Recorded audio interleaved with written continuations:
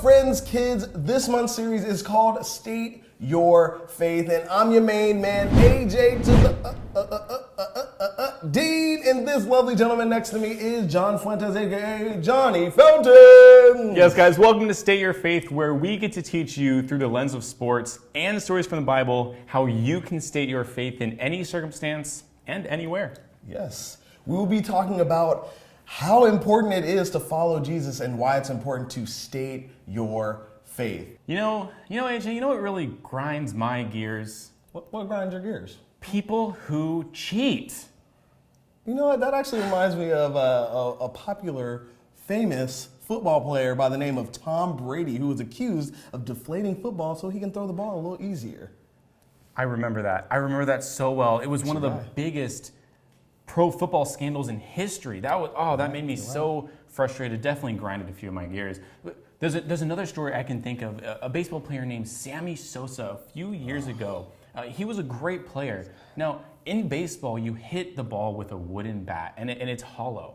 But what Sammy Sosa did is he put some material in his bat called cork so that the ball would go farther and he would hit better. And that's totally illegal. It's cheating. And why can't people just tell the truth and do the right thing?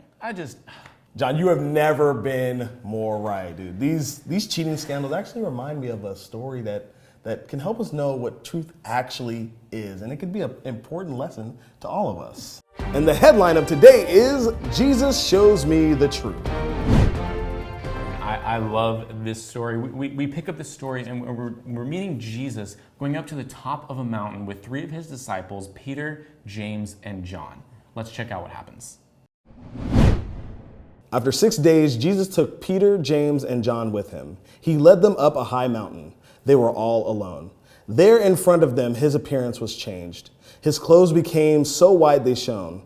They were whiter than anyone in the world could bleach them. Elijah and Moses appeared in front of Jesus and his disciples. The two of them were talking with Jesus. Peter said to Jesus, "Rabbi, is it good for us to be here? Let us put up 3 shelters. One will be for you, one for Moses, and one for Elijah." Peter didn't really know what to say because they were so afraid. Then a cloud appeared and covered them. A voice came from the cloud. It said, "This is my son, and I love him. Listen to him." They looked around. Suddenly, they no longer saw anyone with them except Jesus. They came down the mountain. On the way down, Jesus ordered them not to tell anyone what they had seen. He told them to wait until the Son of Man had risen from the dead. Jesus is God's son, sent to earth to reunite us with God. And while Jesus was on earth, he looked like an ordinary human. But was Jesus an ordinary human? No way! Of course not! Jesus is God. Yeah, and just as we are followers and disciples of Jesus, when Jesus showed his truth to his disciples, we can know that Jesus will always show us his truth as well. The real deal. John, that actually reminds me of a story that happened way back in the day. I was playing soccer, and it was the championship game with only a few minutes left. We just hit a goal to get back within 1 point. And so I had to take on the challenge of guarding the best player on the opponent's team. And as we're going up the field, the ball goes out of bounds.